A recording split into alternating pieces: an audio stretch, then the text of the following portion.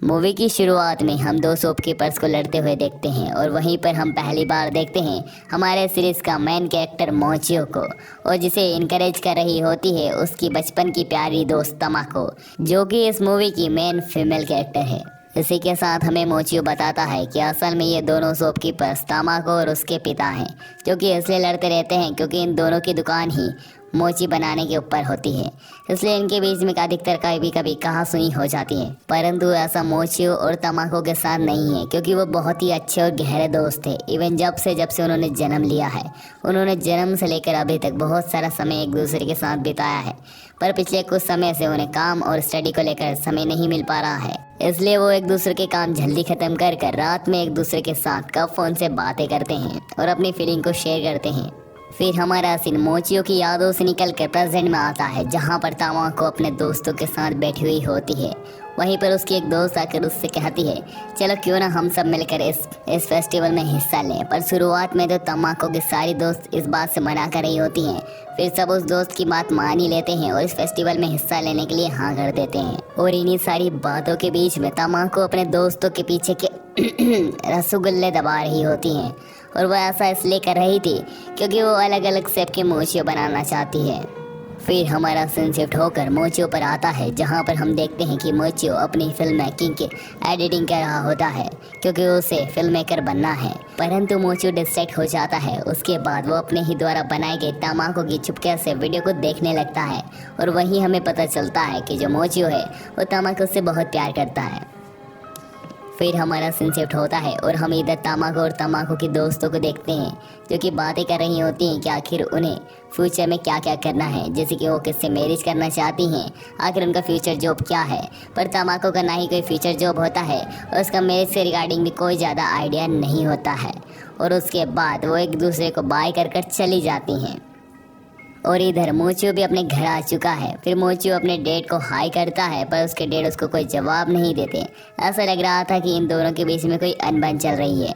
फिर उसी समय मोचियो की मॉम कहती है कि बेटा तुम्हें तमाको को बता देना चाहिए कि तुम्हारी फीलिंग्स क्या है उसके प्रति, और उसे बता देना चाहिए कि तुम जाने वाले हो। फिर मोचियो अपने कमरे में आकर सो जाता है, और जैसे ही रात होती है मोचियो उठता है और तमाको की खिड़की की तरफ का फ़ोन फेंकता है और कहता है, अगर आज तमाको ने इसका फ़ोन को कैच कर लिया तो मैं तमाको को अपने दिल की बात बता दूंगा, पर अगर वो कैच नहीं कर पाई तो मैं उसे नहीं बताऊंगा और बिना बताए टोक कर चला जाऊंगा। उसके बाद हम देखते हैं कि किसी के हाथों ने उसका फ़ोन को पकड़ लिया है, पर वो हाथ तमाको के नहीं होते हैं, वो तमाको की बहन के होते हैं।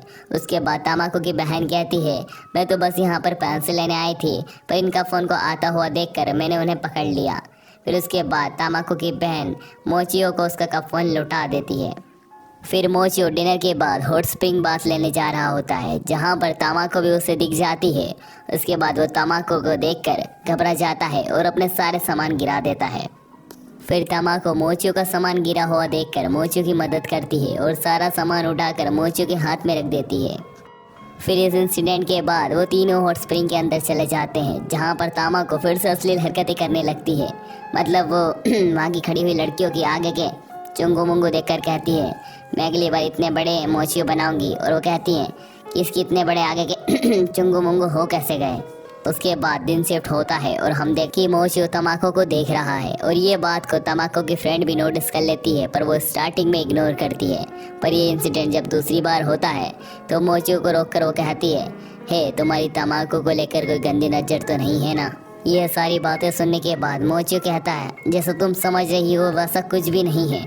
उसके बाद तमाको की फ्रेंड कहती है, तो फिर तुम शायद तमाको से लव करते हो, है ना। उसके बाद मोचियो ब्लश करने लगता है। तो तमाको की फ्रेंड कहती है, तो तुम क्यों ना उसे कन्फेस कर दो अपना लव, उसे बता दो कि तुम उससे प्यार करते हो। और तमाको की फ्रेंड कहती है, क्यों ना तुम अपना लव कन्फेस आज ही कर लो। पर तमाको की फ्रेंड मन में सोच रही होती है कि वो ऐसा कुछ भी नहीं करेगा। मुझे नहीं लगता कि उतना ब्लश और शर्माने वाला लड़का अपना लव कन्फेस कर पाएगा। इनकी यही बातों के बीच में वहीं पर तमाको आ जाती है। फिर तमाको अपनी फ्रेंड से पूछती है कि तुम मोचियो से क्या बातें कर रही हो। फिर तमाको की फ्रेंड कहती है कि मोचियो तुमसे कुछ कहना चाहता है तमाको, अकेले में। उसके बाद मोचियो से तमाको कहती है, अच्छा ठीक है, तो फिर हम छुट्टी के बाद मिलते हैं। फिर हमारा सीन शिफ्ट होकर शाम में आ जाता है, जहाँ पर पर मोचियो और तमाको एक दूसरे के साथ घर जा रहे होते हैं। फिर तमाको और मोचियो एक नदी के पास रुकते हैं, जहाँ पर तमाको मोचियो से पूछती है, आखिर तुम क्या कहना चाहते थे मोचियो। पर मोचियो अपनी फीलिंग बताने में हिचकिचा रहा होता है। तभी तमाको कहती है कि क्या तुम्हें याद है मोचियो कि हम दोनों बचपन में इस नदी को क्रॉस किया करते थे, है ना मोचियो। तो मोचियो कहता है, हाँ मुझे याद है। और तमाको मोचियो को बताती है कि तुम मुझे बचपन में डराकर पानी में गिरा दिया करते थे, क्या तुम्हें याद है। फिर मोचियो कहता है, क्या मैं ऐसा भी क्या करता था, सॉरी। फिर तमाको और मोचियो अपने बचपन की यादों को ताज़ा करने के लिए उस नदी को फिर से क्रॉस करने लगते हैं।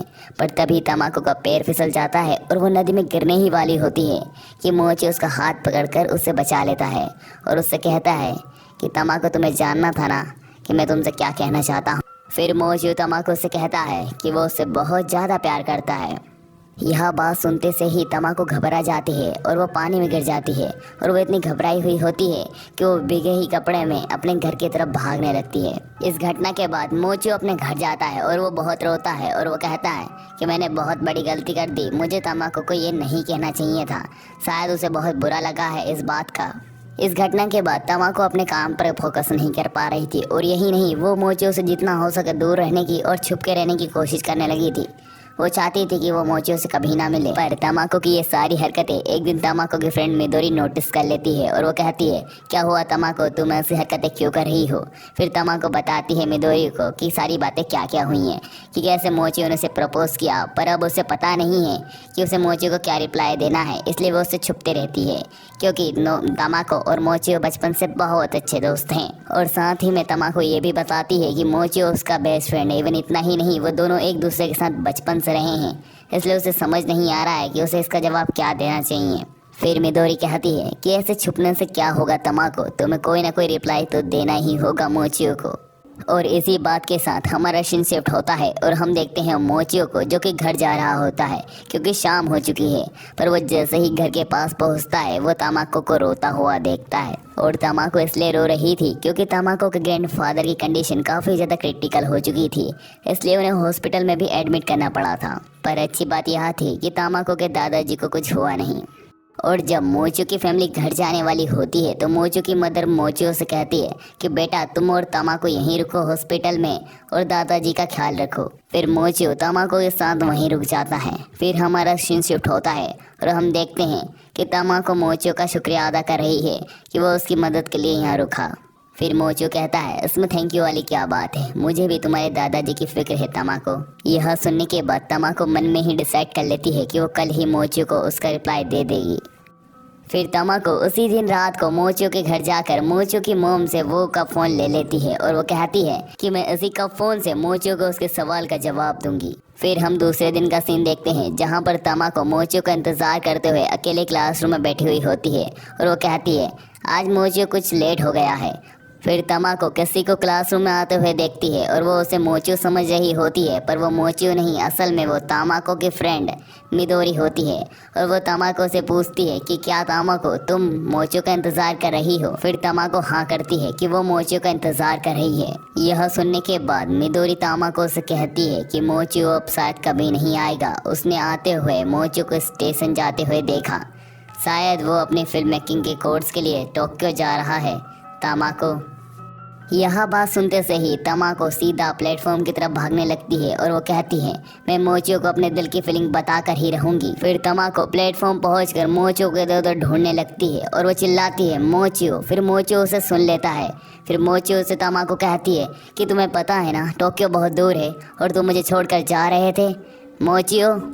फिर तमाको मोचियो की तरफ का फ़ोन फेंक कर कहती है कि मुझे भी तुमसे कुछ कहना है मोचियो। फिर वो गलती से दोनों ही कप फ़ोन मोचियो को दे देती है। फिर वो मोचियो से कहती है कि मुझे तो एक कप फ़ोन दो, मैं कैसे कहूँगी तुमसे मोचियो। फिर मोचियो उसे एक कप फ़ोन फेंक कर देता है। फिर तमाको मोचियो से कहती है, I love you। और दोस्तों इन्हीं प्यारे शब्दों के साथ हमारी ये अमेजिंग एनिमे मूवी ख़त्म हो जाती है।